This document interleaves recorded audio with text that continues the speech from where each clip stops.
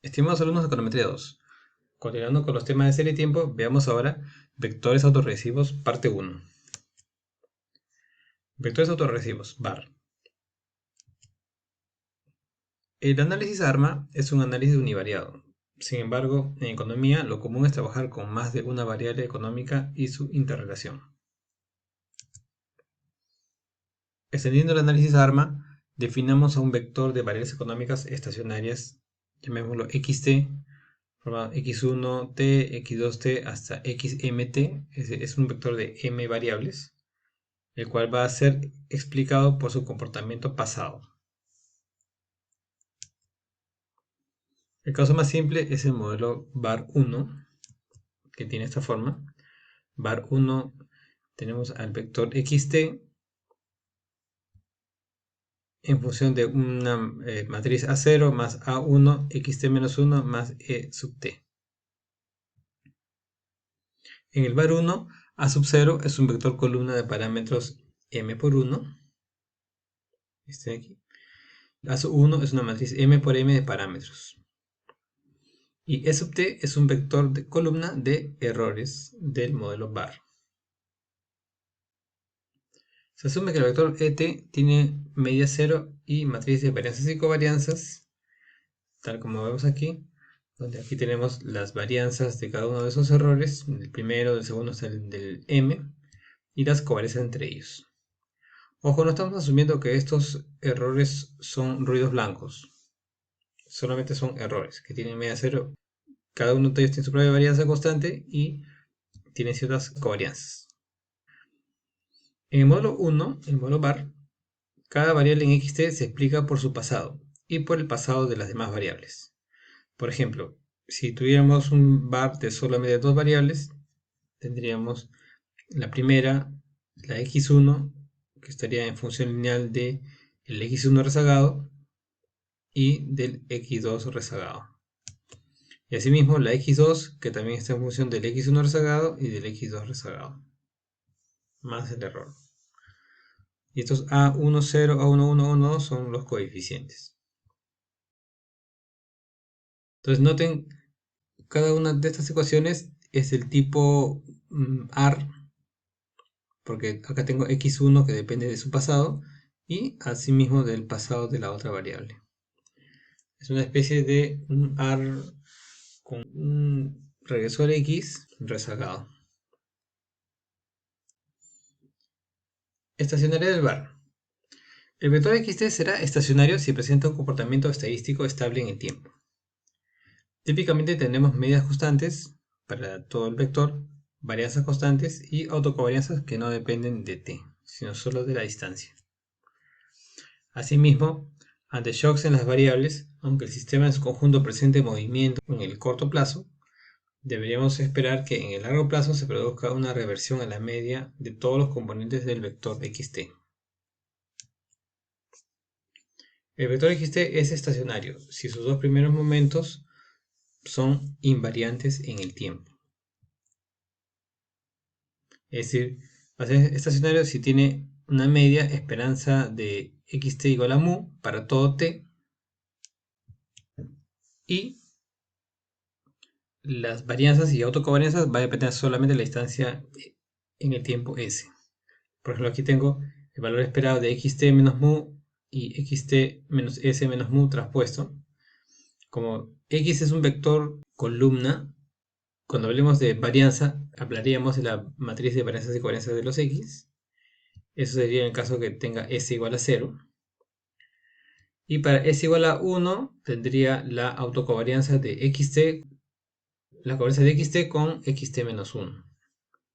Pero de todo el vector completo. Entonces tendría una matriz de autocovarianzas. Lo mismo pasaría si es que fuera t-2, t-3, sería la covarianza de este vector con este vector rezagado. Es decir, la matriz de varianzas y covarianzas no depende de t, sino de la distancia s. Por ejemplo, en el caso del modelo var1, podemos hacer estos cálculos. Yo diría, el valor esperado de xt es igual a sub 0 más a sub 1 esperado de xt menos 1 más esperanza de e sub t. Esto es igual a 0. como la media es constante, entonces esperanza de xt será igual a esperanza de xt menos 1. Y me queda esta expresión. Esa media es mu. Con lo cual, si yo la llamo mu, despejando tendría mu es igual a sub 0 más a sub 1 mu. Lo puedo pasar restando y me queda identidad menos a sub 1 mu igual a sub 0. Despejando, mu sería identidad menos a sub 1 a la menos 1 por a sub 0, ¿no? Haciendo el despeje matricial. Como a sub 0 es igual a identidad menos a sub 1 mu, podemos plantear el bar en desvíos como lo siguiente. Xt menos mu es igual a a1 por xt menos 1 menos mu más e sub t. La varianza en este caso es, bueno, asumiendo que e sub t no se relaciona con nada pasado, sería gamma 0, esperanza de xt menos mu por xt menos mu traspuesto, ¿no? Ten en cuenta que no es una simple varianza, sino es la matriz de varianzas y covarianzas de todo ese vector aleatorio. Yo lo puedo escribir de esta manera, donde tendría xt menos mu es igual a a1 xt menos 1 menos mu más e sub t, y lo mismo aquí pero traspuesto. Operando y aplicando el valor esperado, como los a sub 1 son matrices de parámetros fijos, lo que yo tendría aquí es a sub 1 por esta expresión más esperanza de et por et traspuesto. Esto asumimos que era sigma, y lo que está aquí vendría a ser nuevamente el gamma 0, ¿no? Porque es la varianza de la serie, que se asume que es constante en el tiempo. El gamma 0 es igual a a1 por gamma 0 por a1' más sigma. Entonces, si gamma 0 es la matriz de varianzas y covarianzas, la primera autocovarianza sería lo siguiente. La primera autocovarianza gamma 1 sería esperanza de xt menos mu por xt menos 1 menos mu, ¿no? Fíjense cómo se relaciona esto con el caso del AR1, solamente que es en versión vectorial. Yo reemplazo el xt menos mu de aquí por el modelo en desvíos, que es este a1 xt menos u más e. Voy a multiplicar y aplicar el valor esperado. Me queda así. Aquí vamos a asumir que estos errores del var no se relacionan con nada del pasado. Por lo tanto, esto desaparece. Y aquí lo que me queda es gamma 1 igual a a1 multiplicado por esta parte de aquí, que esto sería otra vez gamma 0, ¿no? Que es la varianza. Y si me queda gamma 1 es igual a 1 por gamma 0. No se puede hacer lo mismo para gamma 2, gamma 3, y en general me va a quedar que la matriz de autocovarianzas gamma j va a ser igual a a1 elevado a la j por gamma 0. Es decir, fíjese, en ese bar 1 quedan resultados muy similares a lo que teníamos en el AR1. Noten que la covarianza con el pasado decae según decaiga la A0, la matriz A1 a la J. Digamos que nosotros esperamos esto, ¿no? Esperamos que la covarianza con el pasado vaya decayendo, ¿no? Es una característica de una serie estable. Y para que eso ocurra, esto va a ocurrir si es que los valores propios de la matriz A1 son menores que 1 en valor absoluto, ¿no? Fíjense, porque va a depender de cómo sea esta matriz A1 a la J. A1 multiplicado por sí misma, si los valores propios son menores que 1, entonces esa matriz va a ir disminuyendo y disminuyendo y decayendo hacia 0. Entonces, para que el vector sea estacionario, vas a comprobar que sea estable. Usaremos el operador de rezagos L en este caso, con lo cual el modelo bar puede escribirse como xt igual a sub 0 más a sub 1 lxt más e sub t. Fíjense aquí, este L multiplica xt. Ahora noten que aquí xt es un vector, pero L es un escalar. Ojo, L es escalar. Entonces, despejando, tengo xt menos a1 lxt igual a sub 0 más e sub t. Aquí yo puedo factorizar el xt. Tengo identidad menos a sub 1 lxt igual a sub 0 más e sub t. Todo esto es muy similar a lo que vimos en el caso del R1, solo que es matricial. Suponiendo que se puede invertir la expresión I menos A1L, ¿no? Des cuenta que es una matriz y no todas las matrices se pueden invertir, pero suponiendo que sí se puede, entonces yo podría el var 1 lo puedo invertir de esta manera, ¿no? Multiplicando por la izquierda por I menos A1L a la menos 1, tendría esta expresión, tal como ven aquí, esta parte fija y esta parte que depende de E sub t.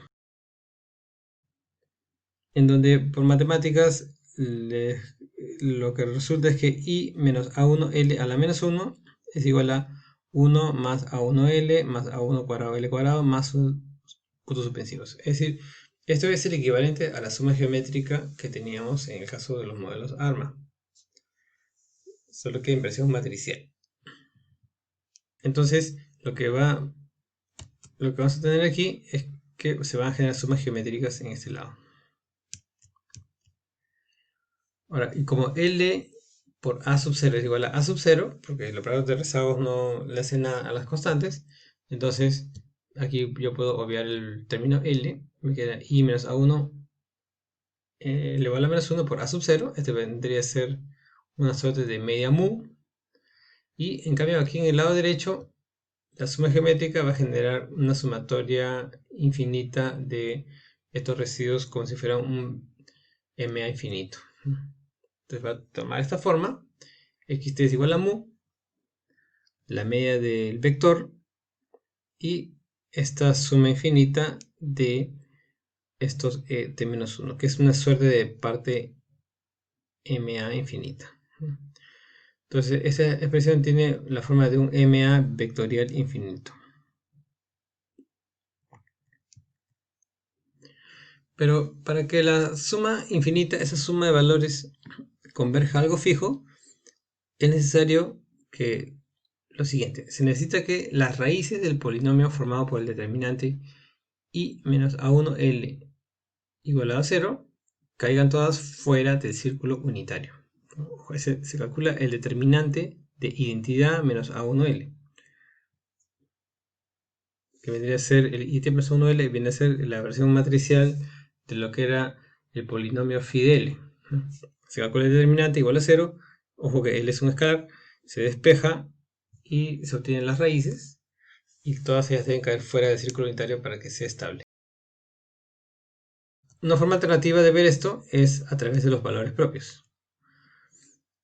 Los valores propios de A1 deben ser en valor absoluto menor que 1, es decir, las raíces de la ecuación característica A1 menos lambda I igual a 0 deben caer dentro del círculo unitario. Estas dos condiciones son totalmente equivalentes, ¿no? Es decir, si uno plantea la ecuación a partir del polinomio, se debe chequear que la raíz se caiga fuera del círculo unitario. Pero si yo lo trabajo a partir de la ecuación característica que permite calcular los valores propios de A1, en este caso los valores propios deben caer dentro del círculo unitario. En cualquiera de los casos, se garantiza que la suma geométrica de las potencias de A sub 1 decaigan conforme se eleva la potencia. Por ejemplo, imaginemos que tengo este modelo bar, donde x está formado por dos variables, la variable yt y la variable zt. Acá tengo este componente de aquí, que ojo, sabemos que esto no es la media, es solamente como una especie de intercepto. Lo que en los modelos AR era el c, solo que ahora es un vector que yo lo llamo a sub 0. Y lo que antes en los modelos AR yo llamaba phi, ahora esta es una matriz a sub 1. Acá está el rezago y los errores. Asumiendo que esos errores son normales de media 0, uno tiene varianza 4, lo tiene varianza 1 y hay una cierta correlación de 0,56 entre ambos, entonces podemos simular unos datos donde en este caso, calculando las raíces del polinomio, el determinante del I menos A1L me entrega raíces de 3.06 y 1.48. Son raíces que caen fuera del círculo unitario. Por lo tanto, tenemos un bar con característica estable. Fíjense, las dos series tienen un patrón estable y hay cierta relación entre ellas. Ahora veamos qué pasaría si es que tuviéramos un bar inestable. Por ejemplo, en este caso, yo tengo he cambiado los números aquí de la matriz A sub 1. Esto es igual, pero en este caso las raíces me quedan así. Una raíz queda 2,32, la cual está bien, pero la otra raíz está dentro del círculo unitario. Y debido a eso, este bar es inestable. En su comportamiento dinámico no converge a una media, sino que más bien se dispara alejándose permanentemente de cualquier valor estable. Muy bien, pero todo lo explicado en base al bar 1. ¿Cómo sería en generalizando con el bar P?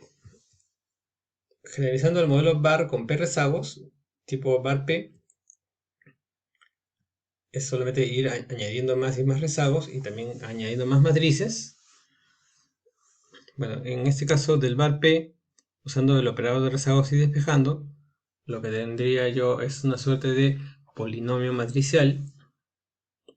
Dice I menos A1L menos A2L cuadrado menos puntos suspensivos menos APL a la P. Y para que sea estacionario, es suficiente que las raíces del determinante del polinomio matricial, es decir, se calcula el determinante de este polinomio, es igual a 0. Y estas raíces deben todas ellas caer fuera del círculo unitario. Finalmente, los modelos bar pueden estimarse consistentemente por mínimos cuadrados ordinarios, al ser sus regresores variables predeterminadas no correlacionadas con los errores. Pero si observan ustedes cada ecuación del modelo bar, yo decía, por ejemplo, digamos, si el bar fuera yt y zt, yt está en función de yt-1 y de zt-1, zt-2, yt-2, ¿no? Y lo mismo con z está en función de variables rezagadas. Son variables predeterminadas, no van a estar relacionadas con los errores, por lo tanto es algo así como lo que era una forma reducida en un modelo simultáneo. Por tanto, se puede estimar por MCO. Ahora, sin embargo, nótese que el número de parámetros a estimar crece fuertemente con el número de variables en el vector xt y con los rezagos p. Por ejemplo, si yo tuviera un bar de m igual a 4, es decir, 4 variables que conforman el vector, y p es igual a 5, a un bar con 5 rezagos, en ese caso se puede comprobar que el número de parámetros a estimar es 94. Ahora, si nuestros datos son de baja frecuencia, por ejemplo, datos anuales o trimestrales, entonces sería difícil estimar tantos parámetros sin perder grados de libertad. Muy bien, eso es todo por esta primera parte del modelo bar. Muchas gracias por su atención.